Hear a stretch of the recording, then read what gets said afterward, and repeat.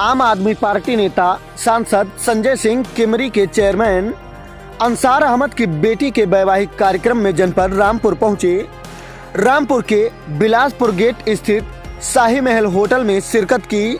इस मौके पर नगर पालिका अध्यक्ष सना खानम, समाज सेवी मामून शाह खान, जिन्होंने रामपुर आगमन पर उनका स्वागत किया, फैसल खां लाला, प्रदेश प्रवक्ता आम आदमी पार्टी उत्तर प्रदेश, सैयद फैसल हसन, मीडिया प्रभारी, नगर पालिका अध्यक्ष रामपुर आदि के साथ सैकड़ों की संख्या में लोग उपस्थित रहे।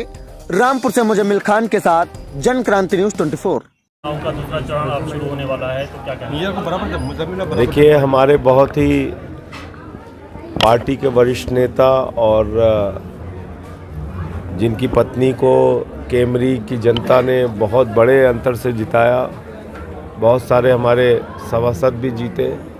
अंसार भाई की बेटी की आज शादी थी। मैं अपनी शुभकामनाएं देने के लिए, मुबारकबाद देने के लिए परिवार को यहाँ पे आया हूँ और ख़ास तौर से रामपुर के लोगों का दिल से आभार व्यक्त करने आया हूँ, क्योंकि जब मैं 6 महीने जेल में था, कोई भी ऐसा दिन नहीं हुआ जब रामपुर के लोगों ने अपने खून से राष्ट्रपति को खत न लिखा हो। हर दिन खत लिख के ये कहते थे कि अरविंद केजरीवाल की पार्टी, आम आदमी पार्टी, संजय सिंह ये ईमानदार लोग हैं, इनके खिलाफ आप जो कार्रवाई कर रहे हैं इसको वापस लीजिए। और 6 महीने के बाद मुझे माननीय सर्वोच्च न्यायालय के 3 जजों ने जमानत दी और अच्छा हुआ कि मैं अंसार भाई की बेटी की शादी में आ सका। मैं ऊपर वाले का भी बहुत शुक्रिया अदा करता हूँ। और साथ ही साथ आज जो हमारे पार्टी के मुखिया हैं अरविंद केजरीवाल जी, उनके साथ जिस तरह से व्यवहार किया जा रहा है, एक आतंकवादी की तरह, बहुत बड़े अपराधी की तरह उनको जेल में यातनाएं दी जा रही हैं, उनको परिवार से मिलने नहीं दिया जा रहा है, उनको इंसुलिन बड़ी मुश्किल से 23 दिन के संघर्ष के बाद उनको इंसुलिन दी गई। तो ये कितने खतरनाक लोग हैं जो केंद्र की सत्ता में बैठे हुए तानाशाह हैं।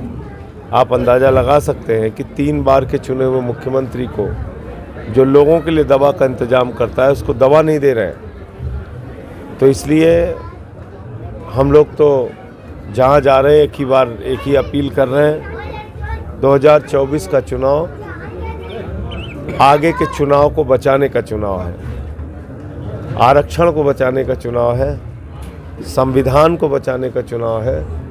2024 का चुनाव अंतिम चुनाव है। अगर इस देश की जनता नहीं जागी तो आगे हमारे वोट का अधिकार नहीं होगा। अभी सूरत से तो शुरुआत हुई है। आपने देखा, बगैर चुनाव के बीजेपी जीत गई सूरत में। यही हाल पूरे देश में होगा। आपने देखा चंडीगढ़ में कैसे बेईमानी करके जीते हैं लोग। देखा आपने कि देश की अलग अलग सरकारें तोड़ तोड़ के गिराई इन लोगों ने। तो ये मौका है, सब लोग मिलके इस तानाशाही का अंत कीजिए, वरना जो वोट का अधिकार है वो भी आपका छिन जाएगा। ये जो पहली लहर रही, उसके बाद अब दूसरे जो है मतदान होगा। तो पहली लहर तो इंडिया गठबंधन की थी। पहले चरण में जो लहर थी वो इंडिया गठबंधन की थी। 8 सीट हुई है पश्चिमी उत्तर प्रदेश की, 6 सीटें इंडिया गठबंधन को जा रही हैं पहले ही चरण में। तो बीजेपी तो हार रही बुरी तरीके से, और इसीलिए प्रधानमंत्री जी बौखला के मुद्दों से ध्यान भटकाने की कोशिश कर रहे हैं। मुद्दा है बेरोजगारी, मुद्दा है महंगाई, मुद्दा है 15 लाख करोड़ रुपए अपने दोस्तों का मोदी जी ने क्यों माफ़ किया, मुद्दा है एक ही अपने दोस्त को पूरे देश की संपत्ति क्यों सौंप रहे हैं, ये मुद्दा है। इस तरह से कांग्रेस के मैनिफेस्टो को लेकर स्टेटमेंट प्रधानमंत्री जी ध्यान भटकाना चाहते हैं। उनसे पूछिए ना कि भाई 20 करोड़ नौकरी मिल गई देश के नौजवानों को 10 साल में। आपने कहा था 2 करोड़ नौकरी हर साल देंगे। काला धन आ गया, 15 लाख चला गया खाते में। उनसे पूछे किसानों की आय 2 गुना हो गई। 15 अगस्त 2022 तक सबको पक्का मकान मिलना था, मिल गया। देश की जनता से आपने जो वादा किया था उसको पूरा कीजिए ना। आप कहते थे सिलेंडर देख के वोट देने जाना, अब सिलेंडर का क्या हाल है? तब 400 रुपये का था, अभी 1100 रुपये का है। तो इसलिए मैं कह रहा हूँ कि प्रधानमंत्री जी देश के मुद्दों से जनता का ध्यान भटकाने के लिए सब बातें कर रहे हैं। वो जान रहे हैं कि चुनाव बुरी तरीके से हार रहे हैं। प्रधानमंत्री जी ने कहा है कांग्रेस की नजर जो है देश की महिला की मंगलसूत्र पे है, और वहीं प्रियंका गांधी ने कहा है मेरी माँ का मंगलसूत्र है और देश की नींव कुर्बान होगी। भाई एक चीज़ आप बताइए, देश के सारे संसाधन किसको दे रहे हैं मोदी जी?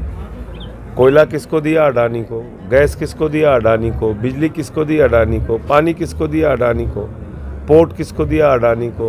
एयरपोर्ट किसको दिया? अडानी को। रेल किसको दिया? अडानी को। सेल किसको दिया? अडानी को। तो पूरे देश का संसाधन उठा के अपने दोस्त को दे दिया। और क्रिकेट किसको दिया? बीसीसीआई का चेयरमैन अपने भतीजे को बना दिया मोदी जी ने। तो सारे जो गुजरात के इनके दोस्त हैं उनको तो सारा कुछ पूरे देश की बैंक लूटने को कह दिया इन्होंने। मेहुल चौकसी, नीरव मोदी 20,000 करोड़ रुपए लूट लेता है बैंकों का। विजय माल्या 10,000 करोड़ लूट लेता है। 6,000 करोड़ नितिन संदेशना ने लूट लिया। 3,000 करोड़ ललित मोदी ने लूट लिया। इसका हिसाब कौन देगा?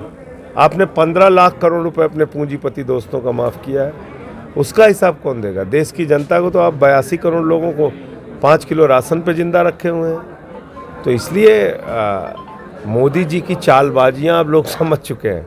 अब चलेगी नहीं इस बार ये सब नहीं चलना है।